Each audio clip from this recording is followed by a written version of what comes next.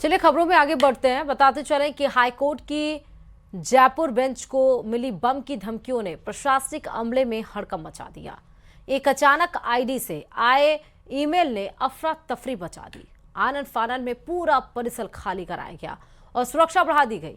लेकिन इस सब के बीच एक बात गौर करने वाली है, वो ये कि राजस्थान में 3 दिनों में तीसरी बड़ी धमकी थी। देखिए रिपोर्ट।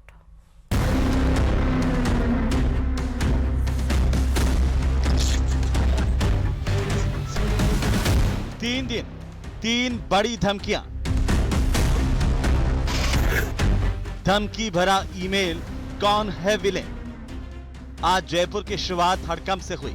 वो हड़कंप जो एक बम ब्लास्ट की धमकी से मचा। राजस्थान हाईकोर्ट की जयपुर बेंच को एक बार फिर बम से उड़ाने की धमकी मिली। गौर करने वाली बात यह है कि अज्ञात दहशतगर्दों ने 3 दिन के भीतर 3 बड़े और संवेदनशील स्थानों को बम से उड़ाने की धमकी दी है। इन लगातार मिली धमकियों ने सुरक्षा एजेंसियों को हाई अलर्ट पर ला दिया है।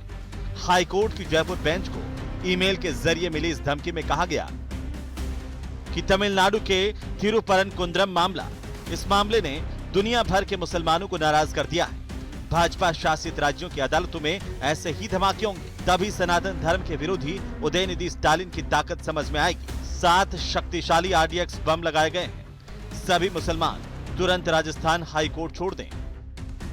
इस ईमेल के मिलते ही हाईकोर्ट की बेंच को खाली करा लिया गया। बम निरोधक दस्ता, डॉग स्क्वाड, एटीएस और जयपुर के तमाम आला अधिकारी तुरंत मौके पर पहुंचे और सघन तलाशी शुरू कर दी। एहतियात के तौर पर शुक्रवार को होने वाली सभी सुनवाइयां भी स्थगित कर दी गईं। राजस्थान हाईकोर्ट के अंदर आज एक बार फिर से जो है वो बम होने की सूचना मिली है, जिसके बाद में सुरक्षा एजेंसियों के हाथ पैर फूल गए।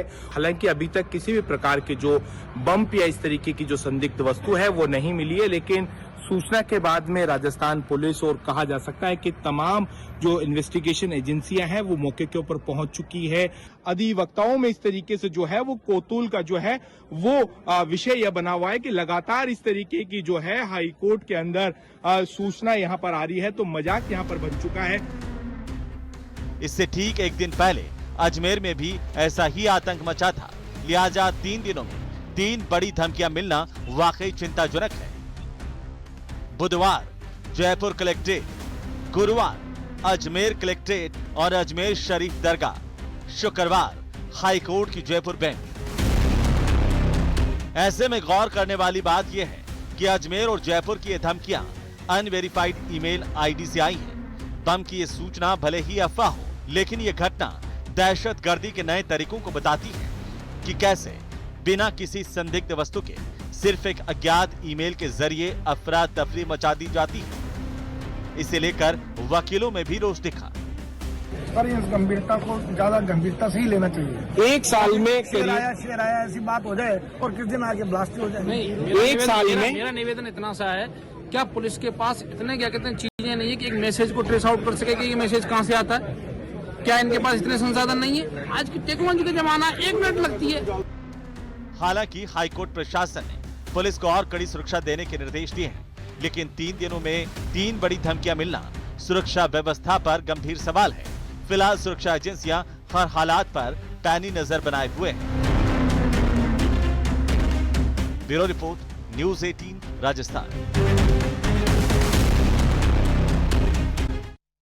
केंद्र सरकार द्वारा वक्फ संपत्तियों के पारदर्शी रिकॉर्ड और डिजिटल मॉनिटरिंग के लिए 6 जून को लॉन्च किए गए उम्मीद पोर्टल पर देश भर से वक्फ संपत्तियों का रजिस्ट्रेशन जारी है, लेकिन राजस्थान इस प्रक्रिया में गंभीर रूप से पिछड़ गया है। बीते 6 महीनों में काम की रफ्तार बेहद धीमी रही और अब अंतिम समय में अचानक बढ़े दबाव ने पूरे सिस्टम को जाम सा कर दिया है। प्रदेश का प्रदर्शन राष्ट्रीय तुलना में सबसे कमजोर श्रेणी में खड़ा है।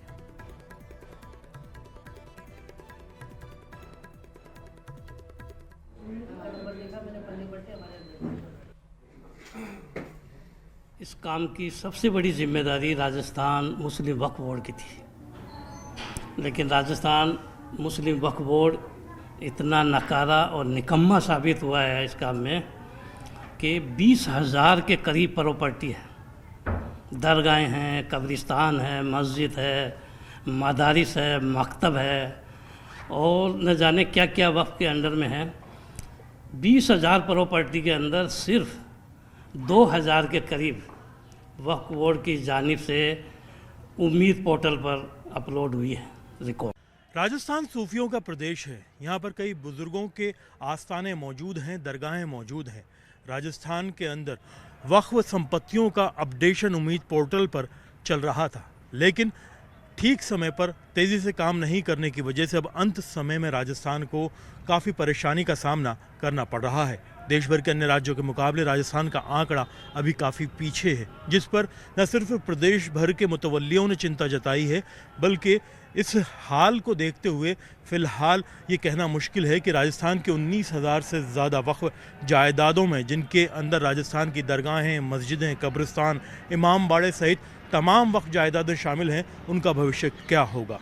केंद्र सरकार ने आदेश जारी करते हुए 6 जून से ये प्रक्रिया शुरू कर दी थी, लेकिन राजस्थान का वक्फ बोर्ड लापरवाह रहा। अब अंत समय में कई लोगों को बिठा करके दिन रात काम करके इस पर अपडेशन की प्रक्रिया की जा रही है। बड़ा सवाल ये है कि पहले लेट लतीफ़ी क्यों की गई। अब बड़ी स्थिति ये है कि आखिरी तारीख से पहले अगर राजस्थान की इन तमाम संपत्तियों का अपडेशन उम्मीद पोर्टल पर नहीं होता है तो उनका भविष्य क्या होगा। हालांकि केंद्रीय मंत्री की ओर से 3 महीने के रिलैक्सेशन के लिए ट्रिब्यूनल में जाने की बात की गई है, लेकिन वो नौबत आए ही क्यों। फिलहाल कुछ जिम्मेदार वक्फ बोर्ड के कर्मचारियों, अधिकारियों और बोर्ड में मौजूद अध्यक्ष के ऊपर कार्रवाई की मांग कर रहे हैं। देखना ये होगा कि उनकी इस मांग के बाद में आगे क्या स्थिति रहती है और इन तमाम जायदादों का जो अपडेशन है उम्मीद पोर्टल पर वक्त रहते होता है या नहीं। कैमरा पर्सन अविनाश के साथ में अरबाज अहमद, न्यूज़ 18 के लिए जयपुर से। तो 6 महीने की सुस्ती, लेकिन अब अंतिम समय में हड़बड़ी किस तरह से हुई। 18,000 संपत्तियों के ही अपलोडिंग प्रक्रिया शुरू हुई है। कुल 2,949 फाइलें अभी तक अप्रूवल पेंडिंग में हैं। केवल 205 संपत्तियां ही अप्रूव्ड हुई हैं। तो प्रक्रिया की किस तरह धीमी रफ्तार है केंद्र के मुकाबले राज्य की, आप ये देख सकते हो। 822 फाइलें जो है वो रिजेक्ट कर दी गई हैं और केवल 205 संपत्तियों को ही अप्रूव्ड किया गया है। उम्मीद पोर्टल जो चलाया गया था, हम उसकी बात कर रहे हैं और इसी धीमी प्रक्रिया जो प्रोसेस किया गया है उस पर ही सवाल खड़े हो रहे हैं।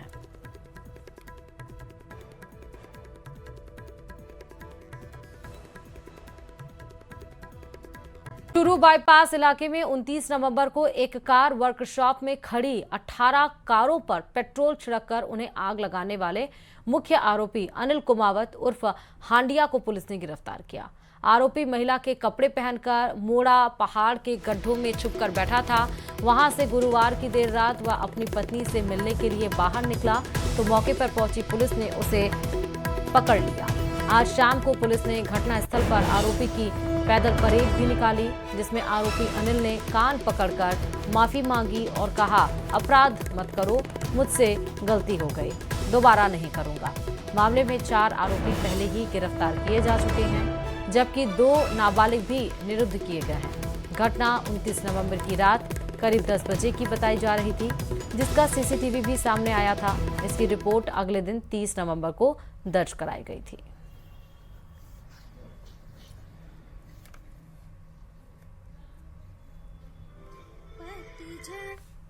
चलिए अजमेर से आपको खबर बता रहे हैं। अजमेर एसीबी के द्वारा की गई कार्रवाई के दौरान अजमेर डिस्कॉम के केकड़ी एएन ऑफिस में तैनात तकनीकी सहायक नाथूलाल को 14,000 की रिश्वत के आरोप के लिए ट्रैप किया गया था। आरोपी से पूछताछ के बाद अजमेर स्थित एसीबी न्यायालय में पेश किया गया, जहां से उसे 19 दिसंबर तक न्यायिक अभिरक्षा में जेल भेजने के आदेश दिए गए।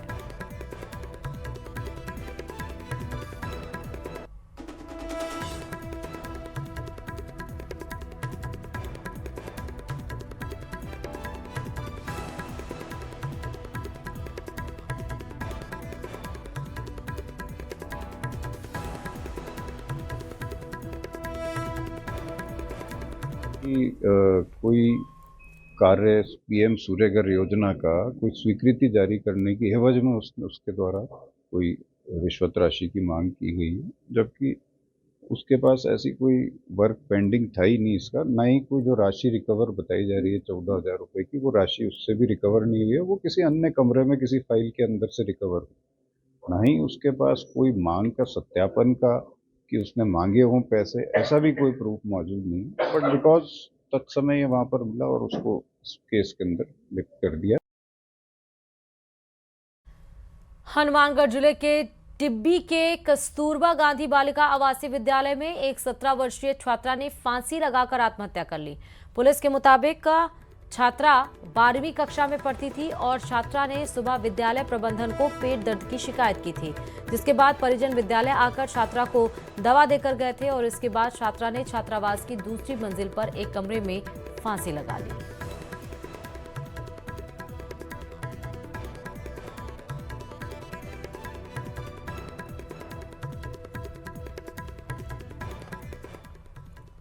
जोधपुर से दौसा से आपको खबर बता दें, जहां दादा किरोड़ी और पोती स्नेहल राज का वीडियो वायरल हो रहा है। दरअसल कैबिनेट मंत्री किरोड़ी लाल मीणा अपने भतीजे महवा विधायक राजेंद्र मीणा के घर पहुंचे।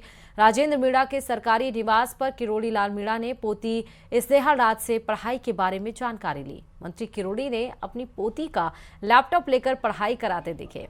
अब सोशल मीडिया पर दादा पोती का ये वीडियो वायरल हो रहा है।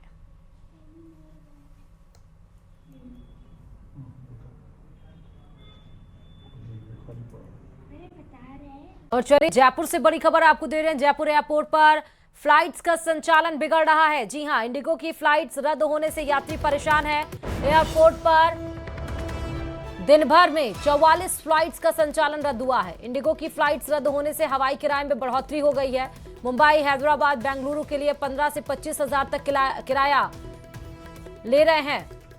तो दिन भर में 44 फ्लाइट्स कैंसिल हुई हैं। इंडिगो की फ्लाइट्स रद्द होने से किराए में बढ़ोतरी, यात्री परेशान और यात्री आक्रोशित होते हुए भी काउंटर पर नजर आ रहे हैं। जयपुर से बड़ी खबर है ये।